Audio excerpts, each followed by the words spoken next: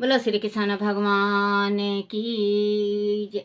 श्रीमद् भागवत महापुराण की जय। श्रीमद् भागवत महापुराण में राजा पूरनजन के चरित्र का वर्णन श्री मंद्रे जी ने कहा। हे विदुर जी, इस प्रकार प्रचेताओं का उपदेश देकर भगवान शंकर अंतर्ध्यान हो गए। उन प्रचेताओं ने भगवान शंकर द्वारा दिए स्तोत्र का 10,000 वर्ष तक जाप करते हुए तपस्या की। उन दिनों राजा प्राचीन वाही का चित्त कर्म कांड में बहुत रम गया था। उन्हें देव ऋषि नारद ने उपदेश देते हुए कहा कि राजन, इन कर्मों के द्वारा तुम अपना कौन सा कल्याण करना चाहते हो? दुख के नाश और परमानंद की प्रसन्नता का नाम कल्याण है, वह कर्मों से नहीं मिलता। राजा ने कहा, नारद जी, मेरी बुद्धि तो कर्मों में फंसी हुई है, फिर कल्याण कैसे हो? आप मुझे कोई ऐसा उपदेश दें जिससे मैं कभी बंधनों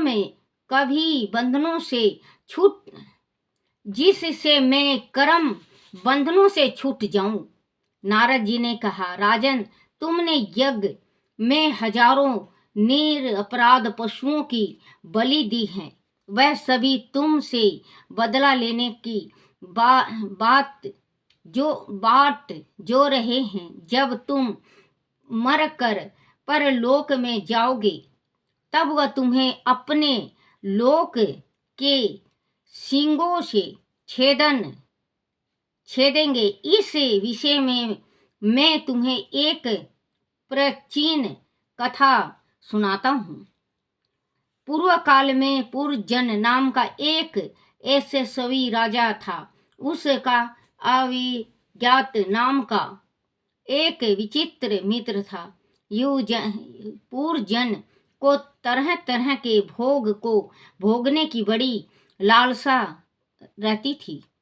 इस लालसा को पूरा करने के लिए उसने सारी पृथ्वी पर सताई की खोज की, परंतु उसे कोई अनुकूल स्थान नहीं मिला। वह उदास हो गया। एक दिन उसने हिमालय पर्वत के दक्षिण शिखरों पर कर्म भूमि भारत खंड में 9 द्वार का एक नगर देखा। वह सब प्रकार से उपयुक्त था। चारों ओर परकोटों से घिरा वह नगर उघरों, भयों, अटारियों, अखंडों, सुंदर झाड़ियों और अनुपम राजदूतों से सुशोभित था।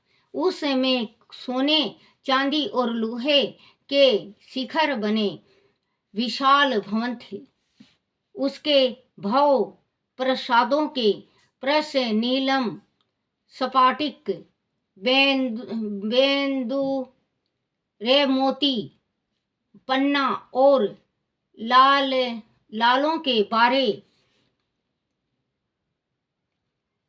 हुए थे पड़ती थी। उसे नगर में जहां जहां अनेक सभा भाव चौराहा सड़कें की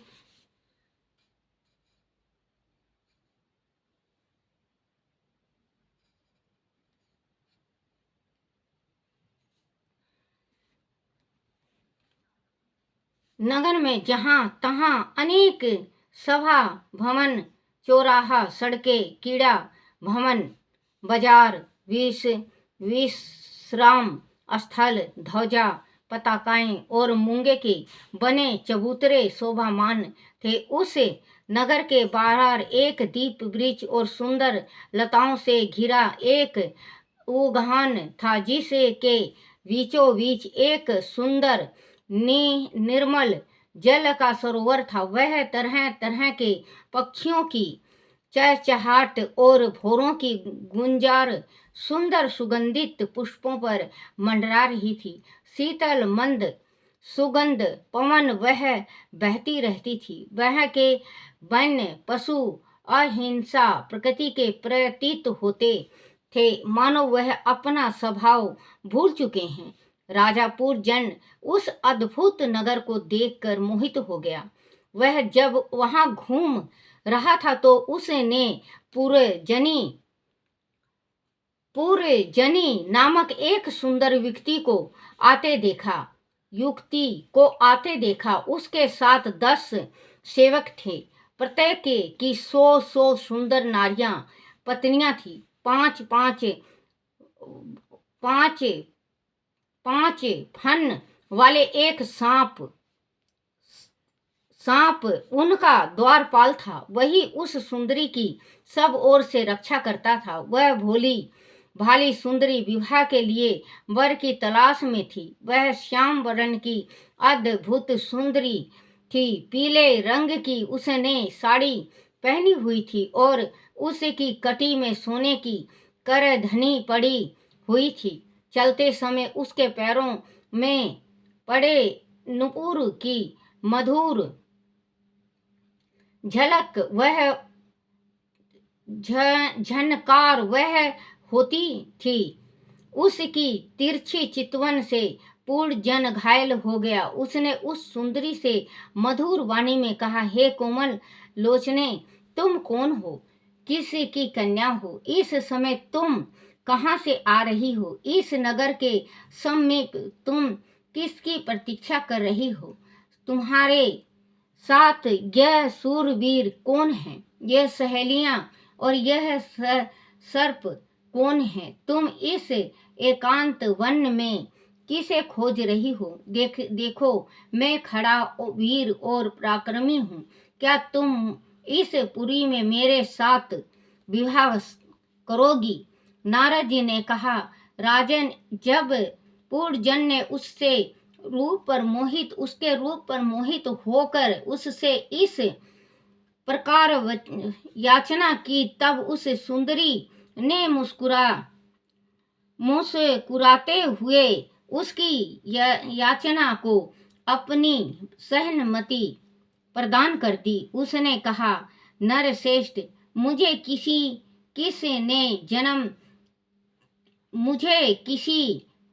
किस ने जन्म दिया मैं नहीं जानती। मैं यहाँ भी नहीं जानती कि यह नगर किसने वसाया है। मुझे तो बस इतना पता है कि जब मैं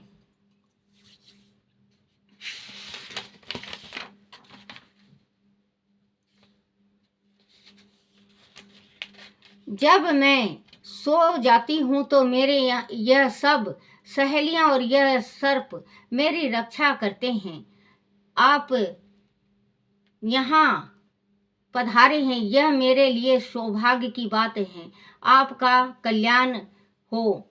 आपको विषय भोग की इच्छा है, उसके लिए मैं अपने साथियों सहित सभी प्रकार के भोगों के लिए प्रस्तुत हूँ। आप इस 9 द्वार वाली पुरी में मेरे द्वारा प्रस्तुत भोग को भोगते हुए सैकड़ों वर्षों तक निवास कीजिए। भला आपको छोड़कर मैं किसी और के साथ रमन क्यों करूंगी? और लोग तो भोगे विषय में कुछ जानते ही नहीं हैं। वह लोक परलोक के विषय में भी कुछ नहीं जानते। भविष्य की उन्हें कोई चिंता ही नहीं है। इस लोक के गृहस्थल आश्रम में ही धर्म, अर्थ, काम, मोक्ष, संतान सुख, सुयश और स्वर्ग जैसे दीप लोक की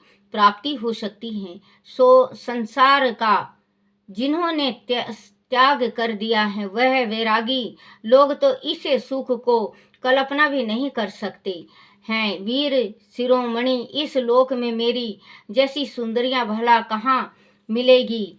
महाबाहो, मेरा हृदय आपकी बाहों में आने के लिए मचल रहा है। आइए, मुझे अपनी बाहों में भर लीजिए। राजन, उस सुंदरी के ऐसे वचन सुनकर राजा पूरनजन ने उसे अपनी बाहों में भर लिया और 100 बरस तक उस पुरी में रहकर भौतिक आनंद भोग भो भोगा।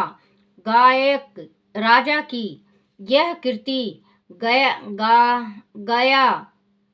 गाया करते थे। राजा पूरी तरह से उस सुंदरी के वश में था। वह अपनी छाया से कोई कार्य नहीं कर अपनी इच्छा से कोई कार्य नहीं कर पाता था। जैसे वह सुंदरी कहती वैसा ही वह करता था। वह गाती तो वह भी गाता, वह हंसती तो वह भी हंसता, वह रोती तो वह भी रोता, वह दौड़ती तो वह भी दौड़ने लगता, वह सोते तो वह भी सो जाता,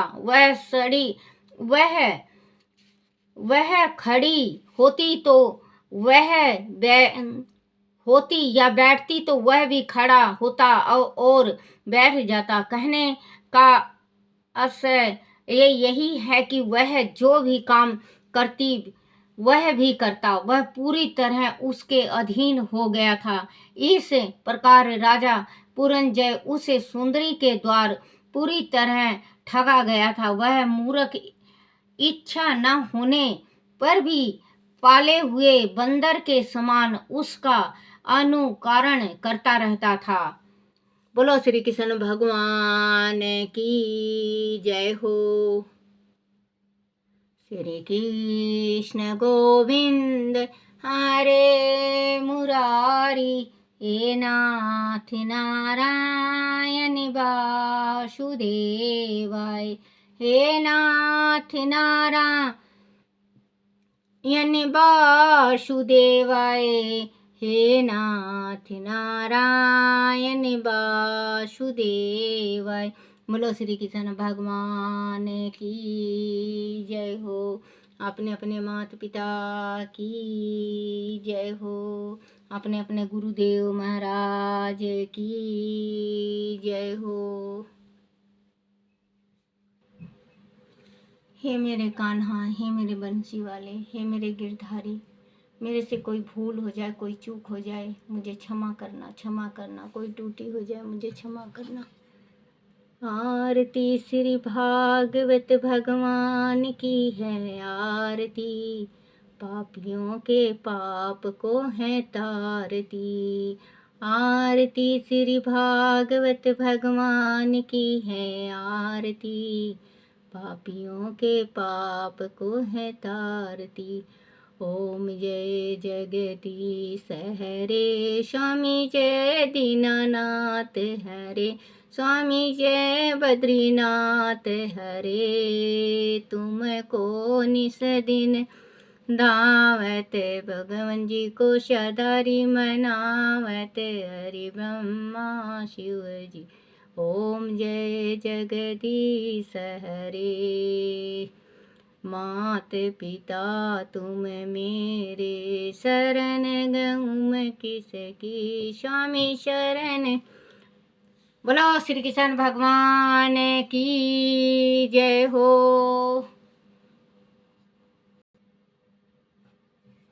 ओम जय जगदीश हरे, स्वामी जय दीनानाथ हरे।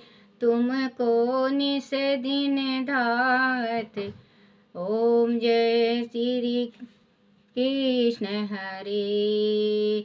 भक्त जनों के संकट क्षण में दूर करे, स्वामी क्षण में दूर करे। जो धावे फल पावे, दुख बिन से मन का, स्वामी दुख बिन से मन का। सुख संपत्ति घर आवे, सुख संपत्ति घर आवे, कष्ट मिटे तन का। ओम जय जगदीश हरे। मात पिता तुम मेरे, शरण गहूँ मैं किसे की, स्वामी शरण जाऊँ मैं किसे की। तुम बिन और न दूजा, प्रभु बिना और न दूजा, आश करूँ मैं जिसे की।